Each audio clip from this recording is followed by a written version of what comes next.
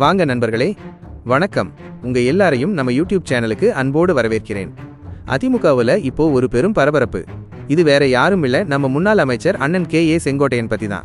இப்போ அதிமுகவுல என்ன நடக்குதுன்னு கேட்டீங்கன்னா, ஓபிஎஸ், சசிகலா இவங்க எல்லாரையும் மறுபடியும் கட்சியில சேர்க்கணும்னு அண்ணன் செங்கோட்டையன் தொடர்ந்து வலியுறுத்திட்டு வர்றாரு. இதுதான் கட்சிக்கு நல்லதுன்னு அவர் ஆதரவாளர்கள் பேசிட்டு இருக்காங்க. ஆனா நம்ம எடப்பாடி பழனிசாமி இபிஎஸ் அண்ணாவுக்கு இது சுத்தமா பிடிக்கல. கட்சியில ஒற்றை தலைமைதான்னு அவர் உறுதியா இருக்காரு. அதனால இபிஎஸ் அண்ணா ஒரு அதிரடி முடிவு எடுத்திருக்காரு. அதாவது செங்கோட்டையன் அண்ணனுக்கு ஆதரவா பேசின சில பேரை கட்சியோட அடிப்படை உறுப்பினர் பதவியிலிருந்து நீக்கி இருக்காரு. இந்த நீக்க நடவடிக்கை செங்கோட்டையன் அண்ணனை பெரும் அதிர்ச்சிக்குள்ளாக்கி இருக்கு. இப்போ குள்ளம்பாளையத்துல இருக்க தன்னோட வீட்டுல அவரோட ஆதரவாளர்களோட தீவிரமான ஆலோசனை நடத்திட்டு இருக்காரு.